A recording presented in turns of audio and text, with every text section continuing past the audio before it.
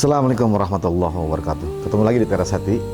Alhamdulillah, ada pertanyaan kepada saya, bagaimana cara mengobati penyakit asma yang sudah tahunan?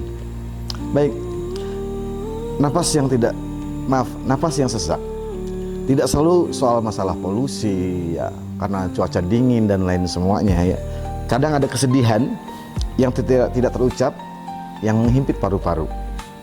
Bagaimana cara melepaskannya? Baik ya. Ternyata kesedihan itu luar biasa, teman-teman. Kesedihan yang mendalam. Bahkan di video sebelumnya itu saya bahas tentang vertigo ya, yang berkaitan dengan kesedihan. Ternyata asma pun sama.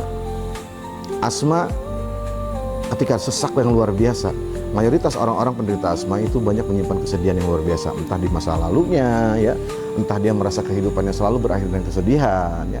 Padahal itu cuma hanya salah pola rasa saja aja. Karena ketidakfahaman, sekali lagi, takdir yang berbicara tentang tidak ada yang kebetulan dalam kehidupan ini, karena sudah didesain oleh Allah ya. Begitu manusia dalam usia 4 bulan kandungan, itu kehidupannya sudah Allah tuliskan, takdir-takdirnya, termasuk peristiwa kesedihan. Tergantung kita menyikapinya. Kalau kita selalu mengkaitkan dengan sesuatu kesedihan, maka jadi sedih terus kehidupannya ya. Ada orang-orang kok dalam kondisi apapun dia akan selalu bahagia. Tapi kenapa? Ada orang-orang yang selalu berpikirnya masalah kesedihan terus ya. Jadi bahkan saya baca di sini data ilmiah ya, dalam pengobatan integratif, kesedihan mendalam sering berkorelasi dengan gangguan nafas. Nah, secara medis, depresi meningkatkan risiko ya eksaserbasi pada pasien asma. Nah, ini jurnalnya teman-teman bisa cari di Google atau jurnal yang lainnya ya, cari info. Ternyata betul, kesedihan yang mendalam itu dampaknya betul-betul luar biasa, dan korelasinya dengan asma itu ada. Seperti itu ya.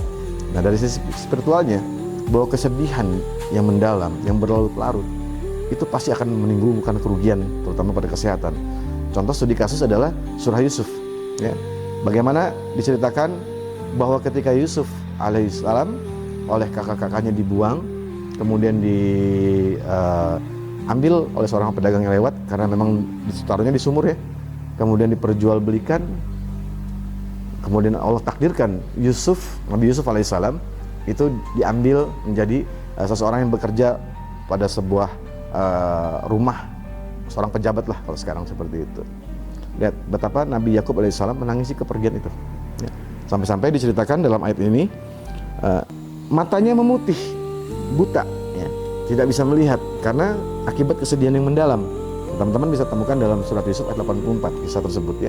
Di sini korelasinya bahwa Allah Subhanahu wa taala juga menceritakan kepada kita, faktor kesedihan mendalam itu bisa membuat kerugian dampak yang luar biasa.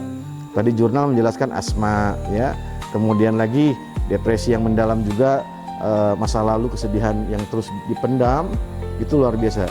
Jadi penyakit autoimun. Nah, kemudian ternyata ke mata pun bisa menyerang karena tangisan-tangisan itu ya, yang akhirnya pandangan mata seseorang jadi kabur, bahkan jadi tidak bisa melihat seperti itu karena banyak lendir-lendir putih ya, yang terjadi karena terlalu banyak menangis karena efek kesedihan. Bukan air mata taubat, tapi air mata kesedihan, menangisi takdir. Itu yang Allah tidak suka terhadap hambanya yang larut. Nah, ini sekelas Nabi Yakub alaihissalam, seorang nabi pun sama memiliki perasaan seperti manusia biasa. Makanya kisah tersebut Allah abadikan di dalam Al-Quran, itu sekedar pelajaran bagi kita ya. Maka rilislah segera apa yang memang terjadi dalam kehidupan kita, kesedihan di masa lalu kita, kehidupan yang tidak baik ya, punya kisah yang menyedihkan, segera rilis. Sadari bahwa apapun yang terjadi dalam kehidupan kita ini bukan karena kebetulan, tapi karena kehendak Allah Subhanahu wa taala, dan tidak ada yang bisa melawan takdir Allah.